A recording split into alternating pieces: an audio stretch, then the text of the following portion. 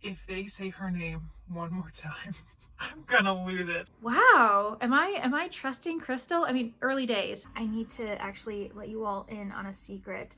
Hey everyone, welcome back to my channel. I'm Leandra the TBR Zero, and my goal is to lessen my physical TBR one book at a time. We're setting that goal aside today though, because I'm starting a vlog and it is answering a very important question. Can we trust Krystal from Bond Book Reviews with book recommendations? This is the second installment in a very fun collaboration project that I'm doing with a handful of other booktubers, and this is where the roll call commences, so buckle up. Of course, we have myself and Krystal from Bond Book Reviews. We also have Brittany from Brittany Loves Reading, Bree from Four Paws in a Book, Neva from Reading When Neva, Nicole from Dusty Book Sniffers, Brooklyn from Brooklyn Reads, and Julie from Keep Calm with Books and Coffee. I nailed that roll call. I am actually so proud of myself. This is actually not the first time, obviously, that we've done this collaboration. The first one was with Brittany from Brittany Loves Reading in honor of her birthday month in February, and it was a really fun time. And we're actually going to be mirroring this second installment in the same fashion. So Krystal has provided us with a group read. That group read is Hate by Tate James, and then she has individually selected 2 books for each of us to read. So in this vlog, we each read 3 books, and we pretty much ask ourselves throughout, can we trust Krystal? You already know what the group read is. It is a dark romance to my understanding, and I actually am entering pretty blind. I don't know anything about it. I've never actually wanted to read this book. I have seen other booktubers read it, and I'm pretty sure it's very well loved in the romance community, but I have heard that there are certain tropes that might not be up my alley, but we're going to see how it goes. I'm going to enter with an open mind, and I do have the audiobook, so I'll probably actually read that first because I know that Hoopla is going to be wanting it back ASAP. So yeah, that's going to be the first one I tackle, and I'm kind of excited, but also kind of nervous because this is definitely the biggest wild card that I have among the 3 I'm reading. The other 2 books I'll be reading for this vlog are definitely more in my wheelhouse. I was recommended The Dry by Jane Harper, and that is a book I've discussed with Krystal before on her sprints. I was a guest, and she was saying that it was a really great, strong murder mystery. Not one of her all-time favorite reads, but something that she felt deserved 5 stars. And as someone who adores mysteries, she knew that I would absolutely love it. So I'm really excited about this. I love that it's an Australian setting. It reminds me of a book that I started recently, and I haven't finished it. I'll probably have to put it down so that I don't confuse myself with the 2 narratives. But Radiant Heat, that's a new release, also written by an Australian author set in Australia during a bushfire. So I'm kind of excited about maybe making a comparison between the 2, but The Dry will have to be my priority because I'm reading it for this vlog. So that one, I feel like it's just going to be a slam dunk. I'd be very surprised if I didn't enjoy it. And then we get to my 3rd recommendation, and that is All Systems Red by Martha Wells. This is the first book in the Murderbot Diaries series. It's a novella, so it's going to be very short. I'm going to see if I can get the audiobook because I don't have the physical book, and I'm pretty sure that my library doesn't have a copy either, which is kind of sad. It's actually very disappointing because it's a very well-loved series in the sci-fi community, and I've been meaning to read it for so long, so I'm really pumped about it. The fact that I've been recommended a romance, a mystery, and a sci-fi just goes to show you that Krystal is the type of reader that can appeal to everyone on BookTube. So be sure while you're enjoying this vlog and this vlog project, because everyone else is going to be creating vlogs as well, we'll be in a playlist, it's going to be a really fun time, a really fun day of just celebrating Krystal. Don't forget that you should be also subscribing to her. Go check out her channel, check out her TBR game for Ping Pong. She has a Ping Pongathon that goes on every August. There's so much to enjoy about her channel, so don't forget that the reason why we're doing this is to celebrate her type of reading and just make sure that everyone's aware that she exists, because you should know that she exists because she's great. So without further ado, make sure you do that while I get this vlog started with my first book, and that's probably gonna be Hate. Okay, I have officially started Hate by Tate James. I am only 2 chapters in, so I think it's about 9% into the narrative. This is the earliest update I have ever provided in my vlogging experience, but it had to be done. This is the most bonkers book I have ever read in my life, and yet I am here for it. I'm having such a good time. I don't know why I'm enjoying it because it is so unbelievable. The characters are chaotic and archetypal and ridiculous, but like it's hitting in the right places. I'll admit that this morning I finished a book that I'll probably be rating 1 or 2 stars. It's not for this vlog, but that was a bit of a downer for me. And so entering this completely fresh novel, it's a new start, it's completely different. I'm here for the ride. I'm really enjoying how wild it is, and this is an all vibes book, and I think that's what I needed in this moment. So Madison Kate and her friend Bree, they're out on the town. It's Halloween night. They both come from a place of privilege. They're both very wealthy. They have high status. Madison Kate herself, her father is in politics, so she's like the mayor's daughter or the governor's daughter, or something like that. At that point, I actually don't care, but we just know that that's the kind of lifestyle she leads, and she kind of resents him for it. Like, they don't seem to get along. She also has lost her mother years earlier. Her mother was actually murdered, we learn, which hopefully we'll learn more about that as the story goes, because like I said, I'm only 2 chapters in. But she and her friend Bree, on Halloween night, decide to rebel a little bit, have a bit of a wild time, and they go to this underground fighting ring, as you do. And it's also set in this closed down, or at least like closed for the night, amusement park, and adrenaline is pumping. The crowd is going wild. Everyone's having a good time. There is a big fight that everyone's anticipating. And as it's going on though, it is disturbed by the fact that there was a gunshot and a dead body on the floor as everyone just goes into chaos, running for an exit, trying to escape whatever's going on. Apparently 2 gangs are present too, and they're going at each other. And when Madison Kate sees this, she freaks out and tells Bree that they need to get out of here as soon as they can, because also Bree's political father happened to have rubbed one of the gangs the wrong way. And so if she's discovered at this location with these gangs, one of them's called the Reapers, the other one's called something else sinister, but the Reapers are the people that she's the most concerned about, especially the leader, Seth, whatever his name is. I'm telling you, this is an all vibes book. I actually don't care about anyone's names. So she and Bree are running in their very high heels and their skimpy Halloween outfits, because that's the perfect outfit for when you're running for survival. They end up splitting up because they have to. Bree runs off to the car. Madison Kate is stuck in the fun house of all places, running from this gang leader, by the way, because he discovers that she's there. And then she finds herself hiding, and she's claustrophobic, by the way, in this very tight space with these 2 other men. And she's like, oh my gosh, I don't know what's worse. Like, do I want to be with these men or do I want to be with this gang leader? She decides to stay with the former. And it turns out that they actually do protect her. Another man joins, and they're all hotties, of course. And they're just having a good time, I guess. They're just saving her, even though there's all of this kind of back and forth about her being who she is.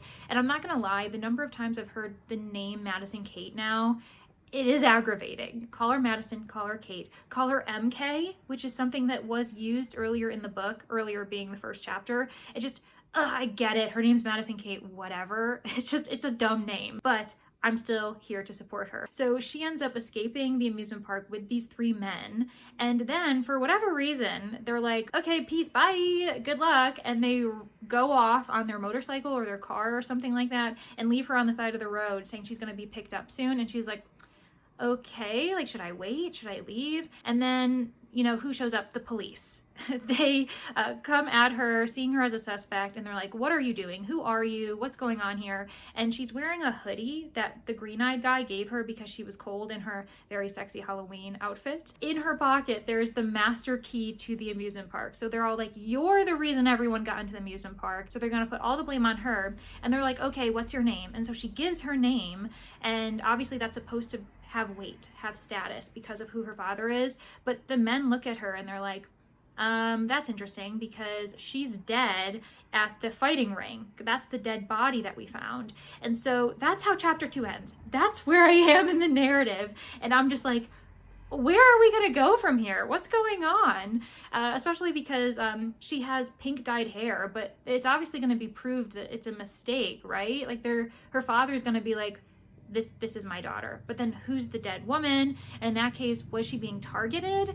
Was someone trying to kill her? Like, it just causes all these questions. And I'm like, I thought this was a romance, but it's so much more than that. And I'm having a really good time. I do have some issues. Issues makes it sound like it's a stronger thing. One's the name. As I said, what's her name? Madison Kate's a stupid name. I was gonna say Mary Kate. For some reason, if her name was Mary Kate, I wouldn't mind it. Maybe because of nostalgia, because of the Olsen twins, but that's a side note. And then Madison Kate's a bit of a pick-me girl, or at least I'm not like other girls kind of girl, because she's into the fighting ring. She likes the tough guys. I'm hoping that calms down. This is my update for now. It's a lot longer because I had to explain all the chaos that was going on, but At the moment, I am trusting Krystal, and this was the one I was the most worried about. I was like, the other two are definitely in my wheelhouse. They're part of genres that I tend to really like, and they are two books I've been meaning to read myself. This one, I never had an intention of reading, so wow. Am I trusting Krystal? I mean, early days, but this has potential. Okay, I'm about to go into work, but I had to give another update. I'm 33% into Hate, and If they say her name one more time, I'm gonna lose it.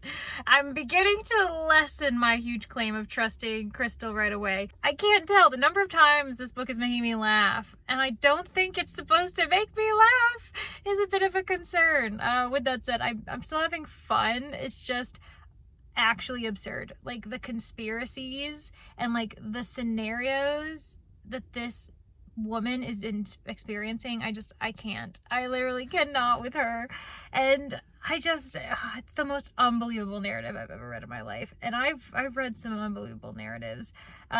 This is, I don't know how I feel about it. It's just too funny. Like, this is literally just a comedy in a drama with hot boys. They're in high school in my mind. Like, I know they're supposedly freshmen in college, but like, I just keep hearing them talk and I'm like, they're high schoolers. But still having fun. So that is my update. So let's see what the other 2/3 of this book has in store for me. I am 60% into this narrative, and really the only reason why I'm doing an update now is to say it here and now which man I like the most.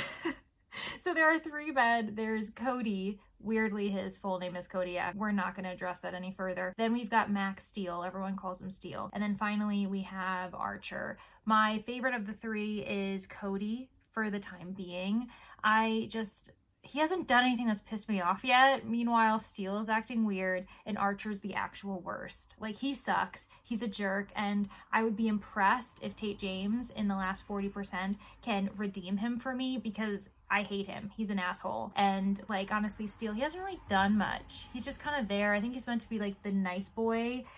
For whatever reason, he's suddenly really good at piano. Like, all of these characters should have gone to Juilliard and Stanford, and oh my gosh, that is so overdone. Like, these authors know that other schools exist, right? I am honestly invested enough to provide you with that ranking, so here we are with it. I'd be interested to know anyone else's thoughts on that if you've read this book. But for now, my preference is for Cody.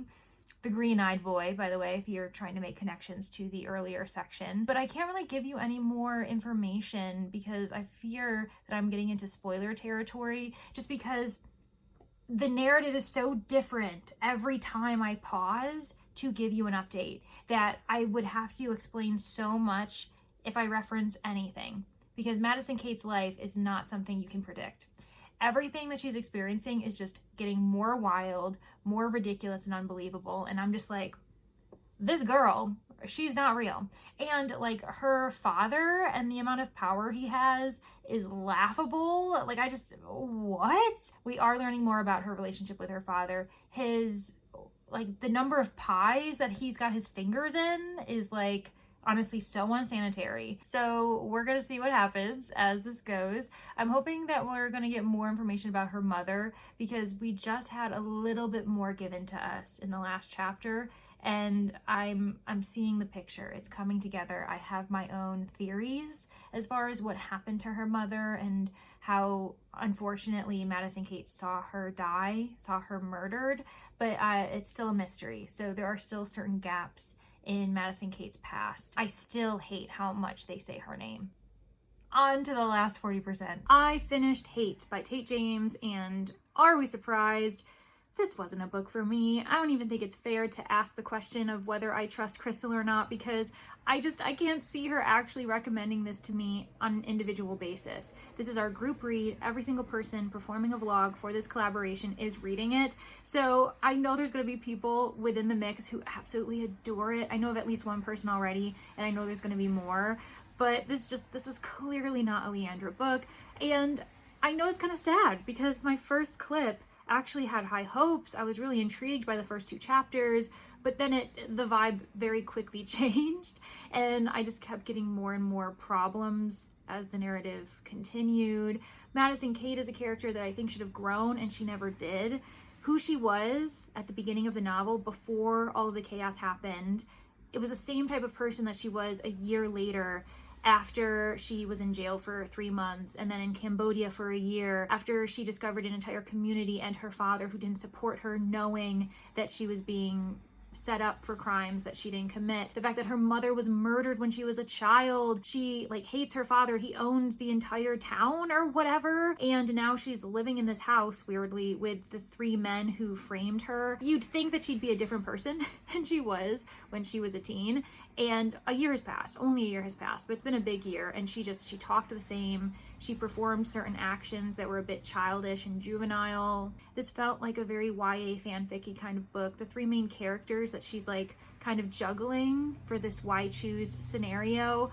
The only person I liked had a terrible name, Kodiak Jones. I liked him because he was a bit more upbeat. He had a bit more character, a bit more personality compared to the other guys. One of them was the brooding, scary guy, Archer, who honestly, he's the worst. I really hated him. I did not like her romance with him. I didn't like how she was attracted to him, because I'm like, oh, no one should be attracted to this person. And then we had, what was his name?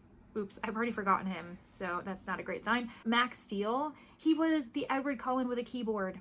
He got a few upgrades, but still, this was clearly not a book for me. I'm gonna give it 2.5 stars because there were moments that were quite fun, but then there were also some elements that were a bit problematic. There was a juvenile and harmful use of graphic design, of Photoshop by Madison Kate to get back at the 3 boys. Oh God, yeah.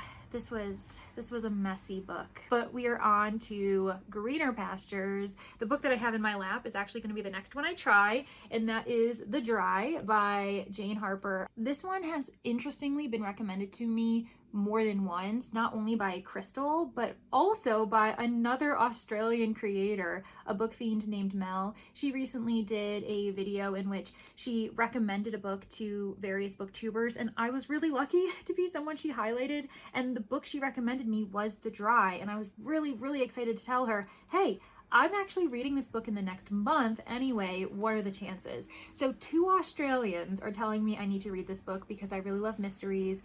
Even though it's a modern type of mystery, it does give you that kind of detective fiction feel, a few of the tropes, the fact that it's a bit of a closed community kind of mystery. There's a cold case going on, to my understanding, but I think there's also a modern case. I think we're juggling 2 different crimes, and the question is, did the same person do it? If so, what made them commit the second crime? Or if not, what's happening? So I'm pretty sure that's what's going to go on. And we're going to learn a lot about maybe Australian culture, the issues with droughts, I'm assuming with The Dry, a farming community. So this is definitely not set in a city. It's going to be in a rural community, and that's going to be really interesting. So yeah, I have high hopes for this one. I'm also really excited for the 3rd book in this vlog. I think that you can tell that I purposely read Hate first to get it out of the way, and now we've got 2 books that are very much a Leandra type of narrative style. So anyway, I'm really looking forward to it. We're gonna start The Dry today, but before I do that, let's take some time for some B-roll that is just very Australian. At this point, you are probably wondering, what is Australian B-roll? Well, it's not this. This rainy day is very much reminding me where I am in time and place, but what is the Tim Tam Salam, as well as some Bluey, because that is a comfort watch at this point.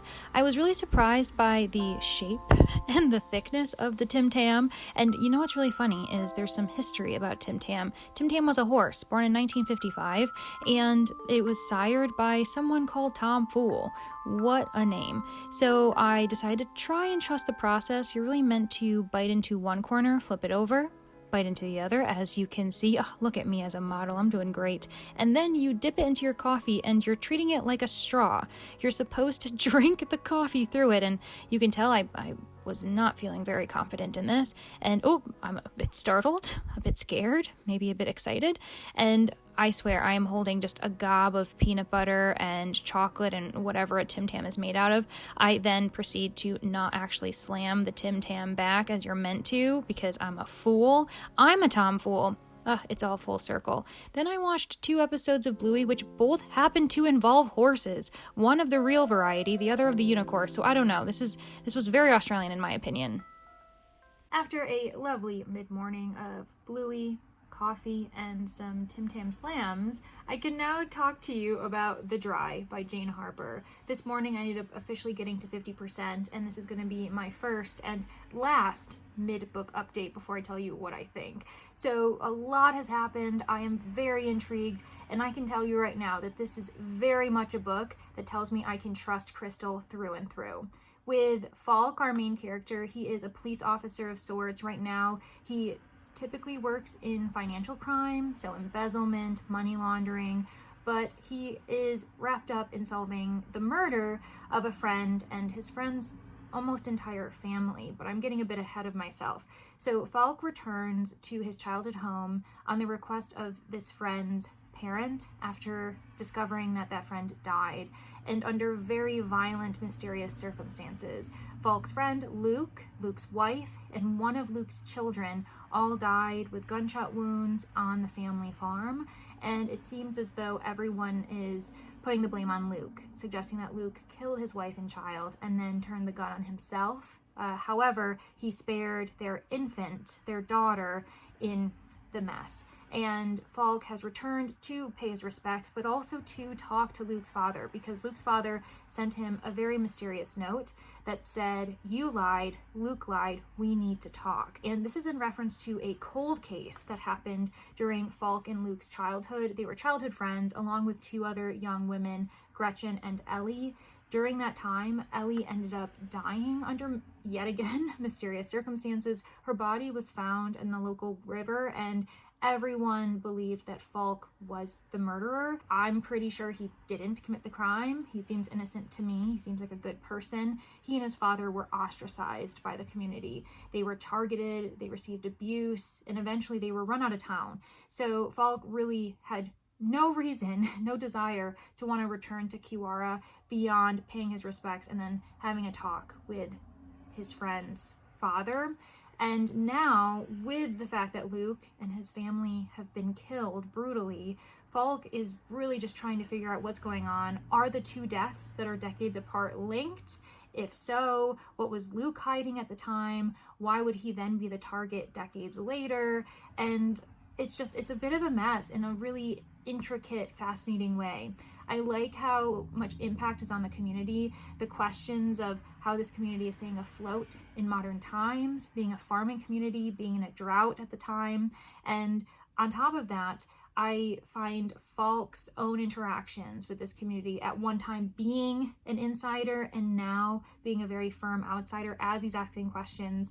And this seems as though the community just doesn't want him there, even though he's there for good reason. He's trying to find the truth, and it seems as though there are a lot of people who don't want him around, so I feel as though he might have bodily harm in his future as he tries to find the truth of both the cold case and the 3-person homicide that has happened in present timeline. The one thing I'll say is I am listening to it through audiobook as well, so I am immersively reading it, and the audio and the physical copy I have don't fully align. That's mainly because the audiobook follows the true to form original text with Australian slang, Australian phrases, whereas here my physical book was modernized. My current book, it was changed for the American English vernacular, and that kind of annoys me. I really wish that American publishers would trust the public and also expect more of the public to look up words if we don't understand it. How about you give us some slack and make us learn about another culture, even if it's just basic linguistic differences. So that is a critique that I have for the physical copy. There's also a really unique formatting style going on with the physical book that you wouldn't really be able to notice in the audiobook. I wonder if I can probably flip through and show you. There are moments in which Falk and others reflect upon a previous event back during the time just before Ellie's death. And when that happens, we see a change in the font to italics. So you can tell that we have moved in time. We're reading a different scene with new dialogue, characters that may be dead or no longer in the picture. And let me see if I can find it. Here's a really good example. So we can see here that we've got the modern timeline and then just a paragraph worth in the past tense. Then we come back to the present timeline and then we switch again, returning to that same conversation. You'd have to really pay attention and know that, oh, suddenly there's a character being named that we know isn't in the present scene, and that tells us that it must be a flashback. So I would imagine it'd be kind of difficult to follow it with just the audiobook, but I'm having like a really like fun time trying to figure out what's going on. I'm enjoying my immersive reading experience, and yeah, at the moment I am very much trusting Krystal when it comes to a mystery recommendation for sure. Beyond that though, I've got half the book to go though, so I will talk to you all once I finish and confirm whether my current feelings have continued up until the close and the reveal all final scene. I finished The Dry by Jane Harper, and we can definitely trust Krystal when it comes to suspense, modern mysteries, and the Australian setting.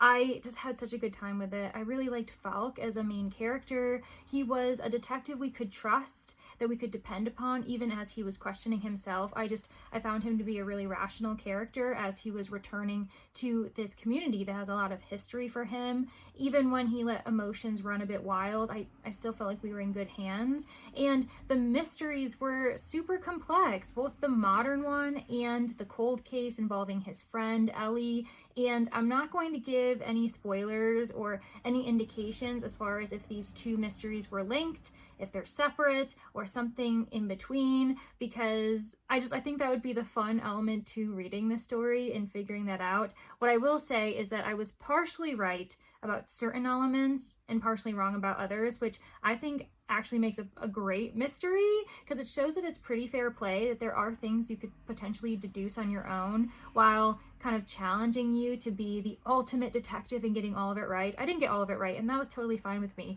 So yeah, thank you so much, Krystal, for recommending me this. And on top of that, I do have to do a little small shout out to a book fiend named Mel, because she did also recommend this to me this month. So honestly, both of you, bravo. This was so good. So now I'm going to be moving on to the final book in this vlog, which is All Systems Red, and that means we're really switching gears yet again, going from dark romance to modern mystery to sci-fi futuristic robots that may kill people. I have really wanted to start that series for quite some time. The Murderbot Diaries by Martha Wells. I've never read anything by Martha Wells before.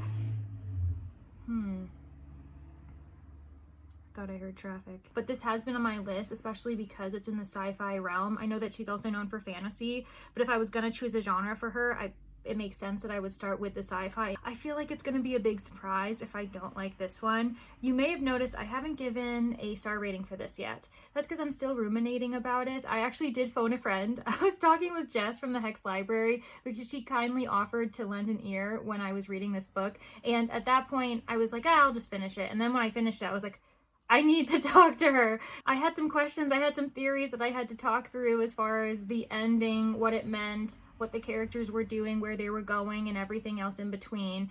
So she was a really good support for me for that, but I still need some time to think about what I'm rating for this, but obviously it's going to be a high rating. Obviously I'm going to be recommending this to other people in the future as well, so we don't need to worry about that, but I need to think about what my rating would be. Without further ado, let's continue this vlog with some more Australian-esque B-roll, and then officially start the last book of this vlog.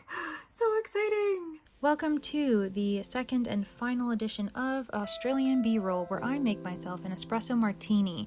I am actually a huge fan of these, and I know that they're really popular in Australia, and I had all the ingredients, so why not make it? The only thing that stinks is I usually make it with coffee liqueur from Mr. Black, and I had to use something of the Italian variety because I didn't have time to get the good stuff, but you know what, it worked out. It was still delicious. I also am lazy and don't tend to garnish it with espresso beans, but I really wanted to lean into the aesthetic, so I decided to use chocolate chips instead, and it looks stupid. I know it looks dumb, but honestly, you know what? It was delicious. I actually had 2 of these bad boys while enjoying a film, and that film was The Dry. Yes, while I was updating my bullet journal, I was having a really lovely evening in, and it honestly was a really good movie. You're gonna see me talk about it later on in the next kind of one-on-one clip, but what can I say? I'm trying to chat with you while also using up this footage. So here we are. If you're interested in how I make my espresso martinis, maybe I can include the recipe below in the description. Ooh, look at me. Honestly, it's delicious though. I am grabbing things to go for a walk and start listening to All Systems Red, but I wanted to do a quick update and let you know that The Dry as a movie is excellent. I was so invested. I really loved the parallels that I saw between the book and the movie. So if you've read the book and you're like, do I want to waste my time with the movie? Yes, waste that time, because I was really impressed. The formatting, you could see that they were following the narrative formatting as far as going to the past tense, to the current events, back and forth.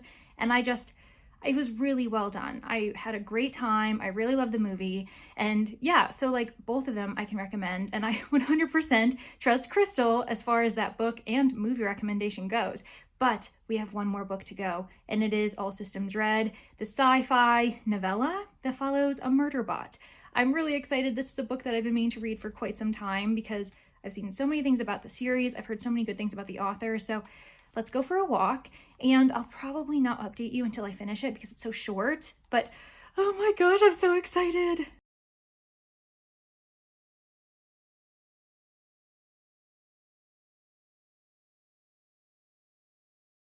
This vlog is officially coming to a close because I finished All Systems Red by Martha Wells and I adored it. Oh my gosh, it's definitely the best book in this vlog. I had so much fun with it, and I need to actually let you all in on a secret.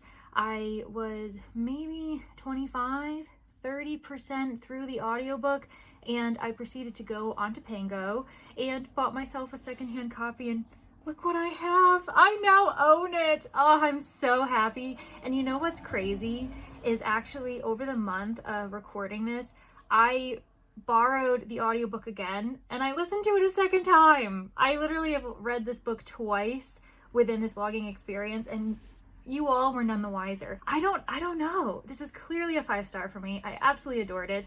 And I haven't told you anything about the plot. And yet I'm already telling you it's a 5 stars. So let me backtrack. As intrigued as I was by the Murderbot Diaries, I was nervous about going into it with too much expectations because this is a novella. It's a novella series, it's very short, and sometimes those are hit or miss. I want more detail, or the author takes on something too complex, maybe the conflict, character developments, their dynamic.